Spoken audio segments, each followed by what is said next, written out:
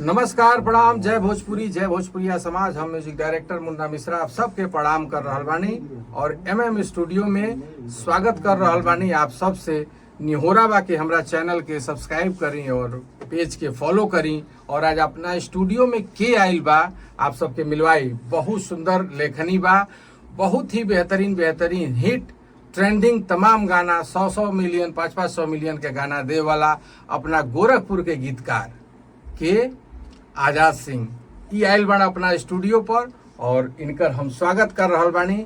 इनकर गाना एगो रिकॉर्ड भइल है आज जौन गोविंद शुक्ला जी के आवाज में और माया भैया खातिर वो गीत गावल गईल है।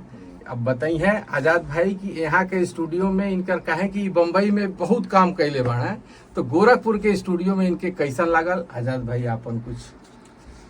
बाबा से बहुत पहले मुलाकात भइल है बम्बई में स्ट्रगल टाइम में। तो वहाँ भी बहुत बढ़िया काम होता रहा है, लेकिन आज गोरखपुर में भैया जोन बा के यहाँ पूरा झंडा जोन बा फरौले बनी ये लाइन का।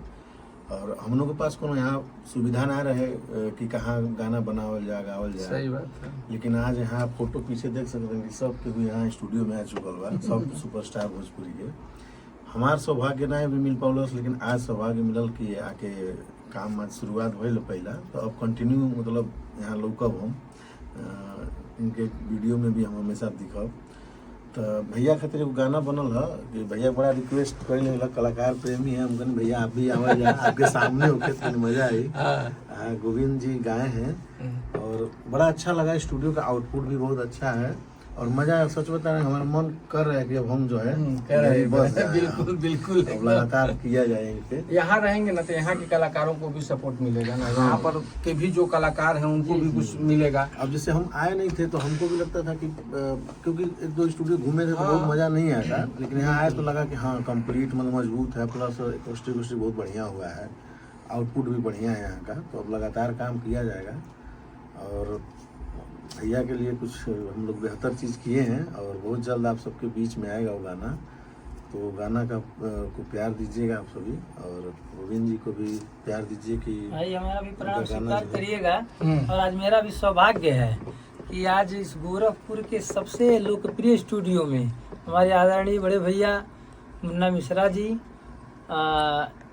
यूपी और बिहार के सबसे ही बड़े राइटर, भोजपुरी के कह सकते हैं कि दबंग राइटर। यूपी बिहार ने हमारे भोजपुरिया समाज भोजपुरिया समाज के चाहे जहाँ के भी हाँ, सबसे अच्छे राइटर आजाद जी भी हमारे साथ है। आज इन्होंने मेरे लिए गाना लिखा है और सबसे मेरा सौभाग्य की बात है कि हम लोगों के अगुआ गार्जियन आदरणीय बड़े भैया दो बार जिला पंचायत रह चुके हैं। मैं अपने बड़े भैया के लिए एक गीत गाया हूं और आशा करता हूं आप सभी का प्रेम आशीर्वाद मिलेगा और भैया को भी आप सभी का आशीर्वाद मिलेगा। और अगर कोई हम लोगों से गलती होगी तो इसके लिए क्षमा करिएगा। नहीं, एक चीज मैं कहूँगा आजाद सिंह जी के लिए, गोरखपुर में एक सबसे बड़ा नाम है जो बॉलीवुड में लेकर के हर जगह गीतकार के रूप में हमारे फिराक गोरखपुरी जी जाने जाते थे और अब नहीं है, लेकिन उनको लोग जानते हैं फिराक गोरखपुरी जी को। और एक दूसरा ये हमारे भोजपुरी में एक ऐसा नाम है आजाद सिंह जो हर सिंगर के गाना में पावल जाला और तमाम गीत मतलब गोरखपुर के पहला ऐसा राइटर कि जे यहाँ से मुंबई में और पूरे भोजपुरी इंडस्ट्री में अपन छाप बनौला और गोरखपुर से जा कर के और इतना बड़ा इंडस्ट्री में जा कर के वहाँ रहल और अपन जगह ही बनावल बहुत बड़ी बात है। तो आजाद जी के देख के तमाम लोग के प्रेरणा बढ़े और आजाद जी के सुन के आजाद जी के गीतन के देख के तमाम लोग थिरकला। हर जगह माहौल में आप जब भी जाइए कहीं भी डाली आजाद सिंह तमाम गीत एक से एक गीत लाइन लगल बना सब गीतन के।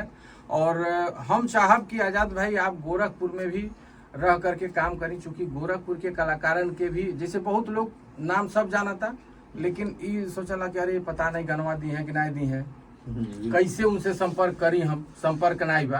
तो जैसे हमन के बाणी ये स्टूडियो पे एजा बाणी आप अइबा तो कम से कम अभी वीडियो जाई तो कुछ कलाकार लोग जरूर उसे इतनी हो कि नाने अब उनके उम्मीद जागी कि हम अब गाना इनसे ले सकीले। तो जे के भी गाना चाहिए बस भैया के अपन संपर्क कर ले MM स्टूडियो में, तो हम अवेलेबल बनी हमेशा। अभी यहाँ नहीं हो रहा तो फोन के जरिए हाँ बा, फोन के जरिए गाना लेन देन होत रही तो कभी भी केहू के भी गीत चाहे वही हमार तो भैया से संपर्क कल जाए और कल ही बढ़िया काम हुई और अभी लगातार कल जाए। अभी तो मान ली पुरान परिचय बा लेकिन हमने के कभी काम ना कर पौनी ऐसा बिल्कुल। संयोग ना बनल, लेकिन अब संयोग बनल बा तो अब कुछ वही ब्लास्ट हुई, धमाका वाला चीज हुई। तो आप लोग संपर्क करी और यहाँ पे आना जाना लगौले रही, हम आना जाना लगौले रही। बिल्कुल आप सबके आशीर्वाद बनल है। जय भोजपुरी, जय भोजपुरिया समाज।